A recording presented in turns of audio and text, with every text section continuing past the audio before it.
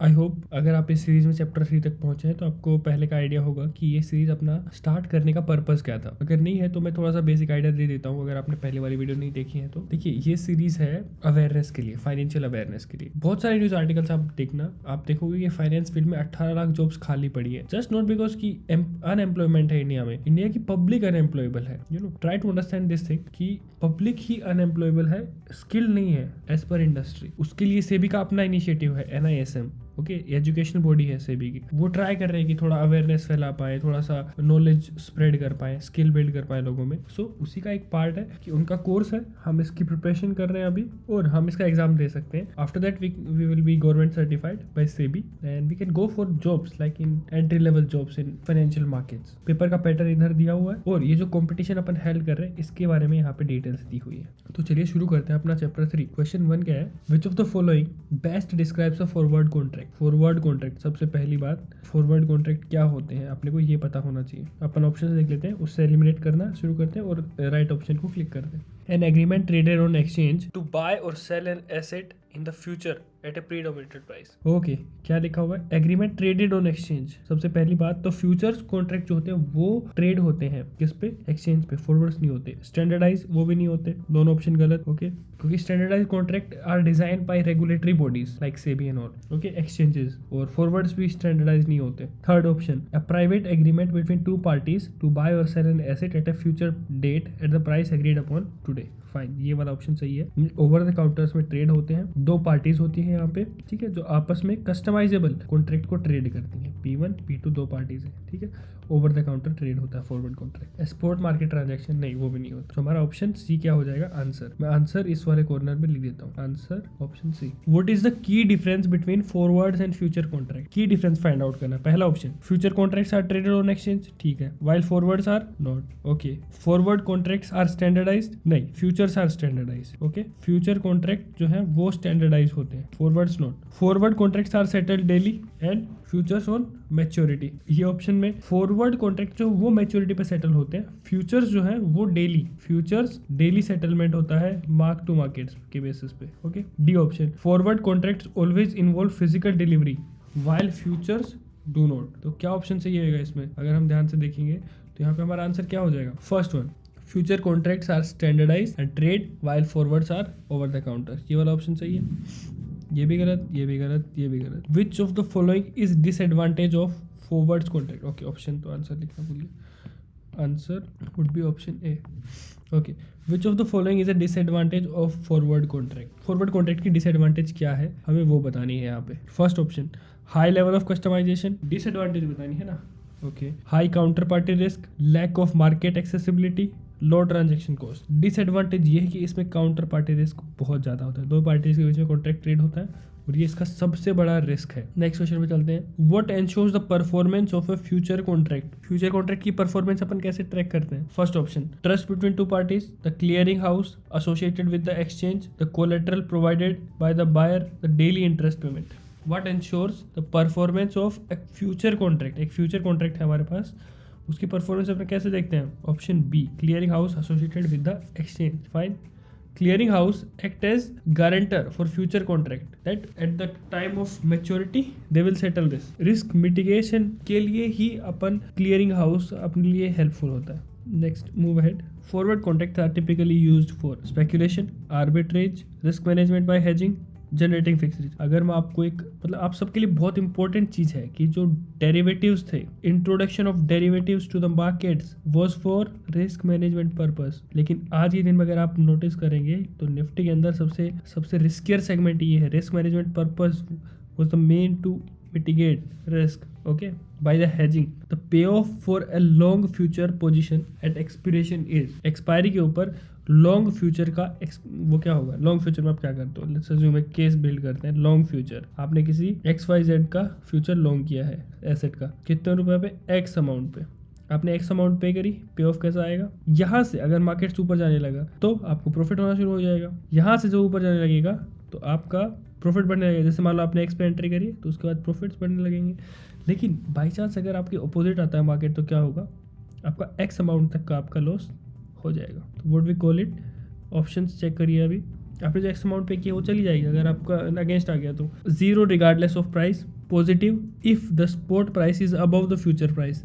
Like futures आपने bye किया था एक्स पे, अभी चल रहा है वाई पे, तो क्या हो गया, future price is greater than spot price, right, sorry spot price is above future price. हमें क्या देखना था, पे of of A long future, कि पे ऑफ हमें कितना मिलेगा अगर एक फ्यूचर को लॉन्ग करते हैं एक्सपायरी के ऊपर। अगर एक्सपायरी के ऊपर ये वाला केस होता है कि हमारी जो फ्यूचर वाली जो प्राइस है, स्पॉट वाली जो प्राइस है वो फ्यूचर से ज़्यादा है, this is our future, this is our spot, अगर ये ज़्यादा है तो हम प्रॉफिटेबल होंगे। ऑप्शन ठीक लग रहा है। Positive if the spot price is below future price, ऐसा हो सकता है कि स्पॉट अगर यहाँ पे क्लोज हो रही है तो फ्यूचर से नुकसान होगा, नहीं, ये वाला ऑप्शन गलत हो गया। ऑलवेज नेगेटिव नहीं, हमेशा नेगेटिव रहता, स्पॉट ऊपर की तरफ जाएगी तो हमें प्रॉफिट भी होगा, तो option B would be our answer. Next question, which of the following is true for short future position. Short के लिए इसका अपोजिट हो जाएगा, लाइक आपने शॉर्ट किया है, अभी प्राइस बढ़ती जा रही है कंटिन्यूस बढ़ती जा रही है, तो क्या होगा, आपको ज़्यादा पे करना पड़ सकता है, राइट, सॉरी शॉर्ट फ्यूचर, इस पे ध्यान दीजिए। लेट्स से एक्स का हमने फ्यूचर शॉर्ट किया इस वाली प्राइस, ये वाली प्राइस पे, हुआ क्या है, विच of the following is true for पे ऑफ, देखना हमें कि हम फ्यूचर को शॉर्ट करेंगे तो हमारा क्या पे ऑफ बनेगा। इट इज अनलिमिटेड, नहीं अनलिमिटेड पे ऑफ नहीं बोल सकते। B is it is limited to the initial margin amount, it increases as the spot decreases. Spot price कम होगी, मान लीजिए आपने फ्यूचर खरीदा यहाँ पे 100 रुपये पे, शॉर्ट किया है ना, सॉरी सेल किया है यहाँ पे, फ्यूचर आपने सेल किया, अभी स्पॉट कम होने लगी तो आपको क्या होगा, आप प्रॉफिटेबल हो जाओगे। ये प्लस वाली साइड है, ये माइनस वाली। स्पॉट प्राइस कम होना शुरू हो गई, यहाँ पे आ गई, ठीक है 90 रुपीज़ पे, आप क्या हो जाएंगे, प्रॉफिटेबल हो जाएंगे। 10 रुपये का आपको यहाँ पे नेट बन गया। तो ऑप्शन सी क्या है, it increases as the spot price decreases, pay off बढ़ेगा। A trader enters a long future position at 100, उसने फ्यूचर को लॉन्ग किया है, okay, long future at price 100, fine. At expiry the spot price is 120, what is the payoff, हमें payoff कितना मिलेगा। payoff का simple एक फॉर्मूला याद रखना, payoff is equals to spot जितना है माइनस जिस स्ट्राइक बोल सकते हैं या जिस फ्यूचर को अपन ने बाय किया था वो, minus future, so what we call it spot minus future 100, that कितना पे ऑफ आया 20 rupees, so this would be our pay off. अभी प्लस में है माइनस में, प्लस में है तो our pay of would be plus 20 rupees. So which one? First one. Simple calculation. Break even point for a long future position is, देखो break even क्या होता है, सिंपल, सबसे पहले इस वर्ड को समझो, फिर अपन आगे बढ़ेंगे और समझेंगे कि हाँ क्वेश्चन में क्या पूछा है। आपने किसी चीज़ को खरीदा, उसके ऊपर कुछ चार्जेस दिए, उसके अब आपको कितना, कुछ आपने लिया, कुछ आपको एक्सपेंस आया, उसके बाद से जब वो उस प्राइस से ऊपर जाएगा तब आपको प्रॉफिट होना शुरू होगा। तो सिंपल लैंग्वेज में अपन इसको बोलते हैं break even. Okay, now let's see how we calculate the break even. So break even is simply, okay, let's have 1 minute, break even point for the long future position। आपने long किया है ना, तो futures के लिए तो break even का calculation बहुत ईजी है। फ्यूचर के लिए ब्रेक इवन कैसे कैलकुलेट होता है, जो अपनी स्पॉट प्राइस होती है is equals to entry price, जहाँ से आप एंटर कर रहे हो ना वहीं से आपका ब्रेक इवन स्टार्ट हो जाता है, वहीं से आप जैसे लॉन्ग किया तो यहाँ से आप प्रॉफिटेबल होना शुरू हो जाओगे।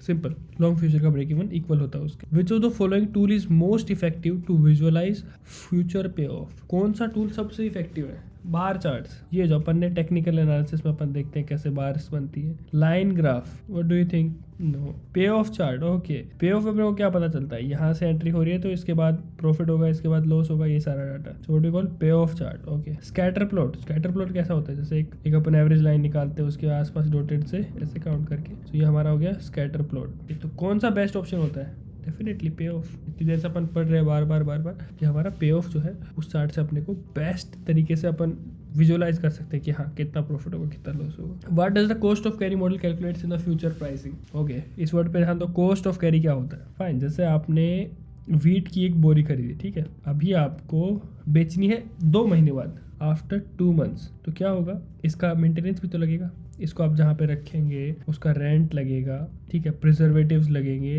राइट, कि आप इसको सिक्योर कर सकें, कुछ खराब ना हो, पानी से बचा के रखेंगे, इन सब चीज़ों का इनका क्या होता है, कॉस्ट आता है ना।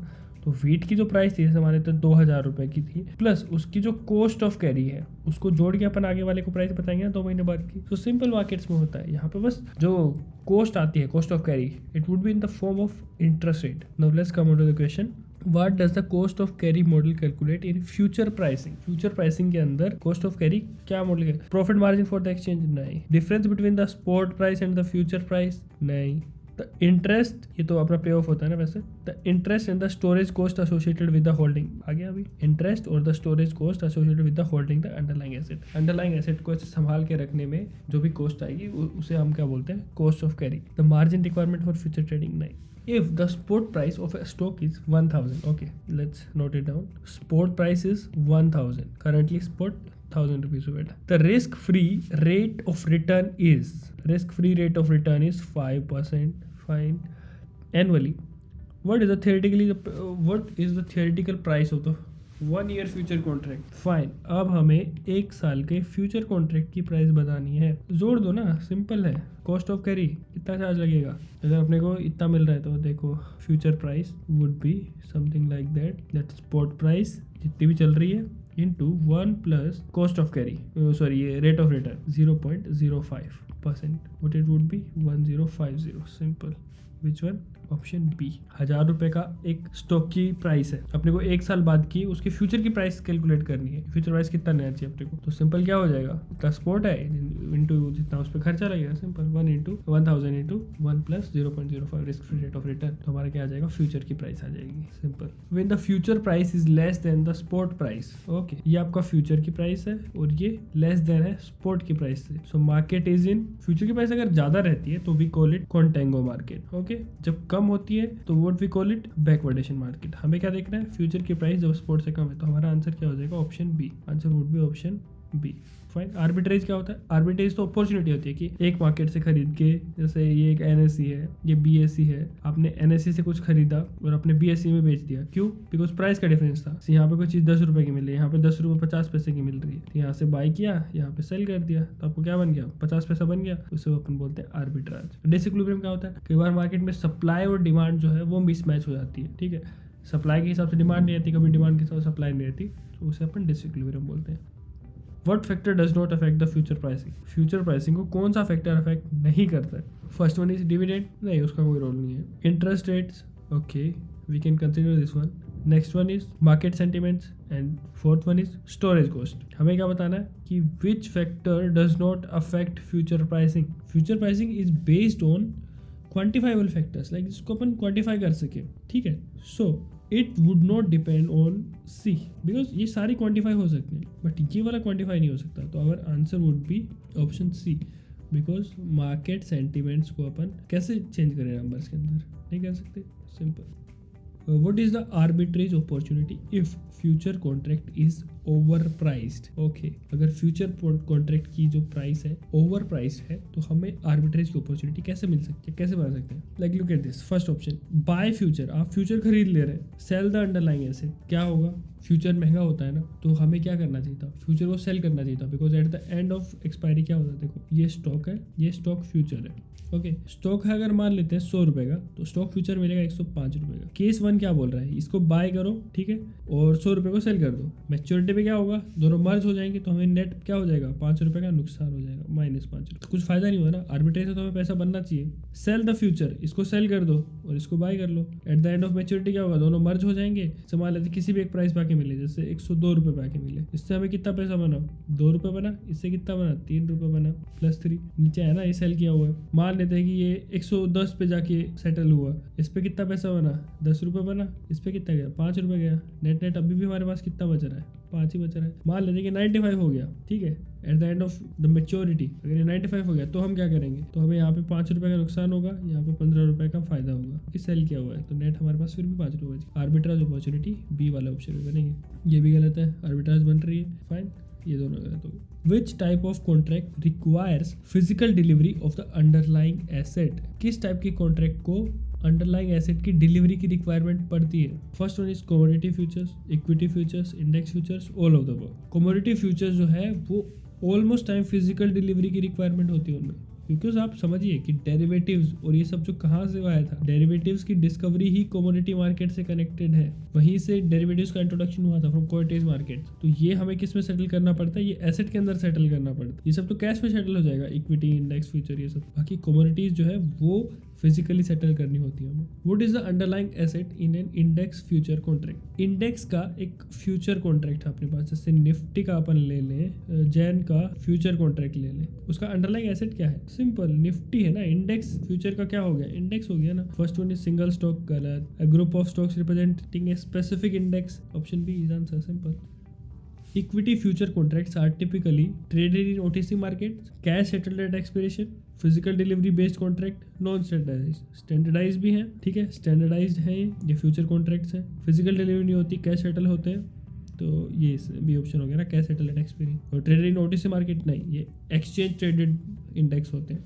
Commodity futures are primarily used for, commodity futures अपन प्राइमरी किसके लिए यूज करते हैं, डी ऑप्शन, सिंपल। स्पेकुलेशंस भी होता है, हेजिंग भी होती है, आर्बिट्रेजिंग भी होती है, सारे ऑप्शंस होते हैं। तो all of the above would be the answer, answer would B D, सारी चीजें कर सकते हैं अपन। और last question, what is the की benefit of trading in index future, reduce market volatility, नहीं ऐसा कुछ नहीं होता। डाइवर्सिफाइड एक्सपोजर, गारंटीड प्रॉफिट्स, नहीं ये तो आप सोच लो कहीं पे भी नहीं मिलता। सेबी की आप कंप्लायंसेस की किसी बुक को पढ़ेंगे उसमें लिखा होता है आप गारंटी किसी को नहीं रख सकते रिटर्न से related, okay. No margin requirement, नहीं ये भी गलत है, मार्जिन रिक्वायरमेंट तो चाहिए ना। रिड्यूस मार्केट नहीं, वोलेटिलिटी अच्छी खासी होती है। डाइवर्सिफाइड एक्सपोजर मिल जाता है अपने को इंडेक्स फ्यूचर्स के अंदर, ठीक है। ऐसा नहीं कि किसी एक चीज़ पर डिपेंडेंसी है, इंडेक्स फ्यूचर्स मल्टीपल चीज़ों पर डिपेंड करते हैं। So this was our chapter 3 part 1, जिसमें हमने 20 क्वेश्चंस के एक पूरा कंप्लीट इंपॉर्टेंट क्वेश्चंस का एक वीडियो कंप्लीट किया है। आई होप अगर आप यहाँ तक इस वीडियो को पूरा देख रहे हैं तो definitely you are going to get lot of value, and in future we are here to help you, okay. We are developing a platform. Thank you and do whatever you love to do most. Simple. Let's meet in next class.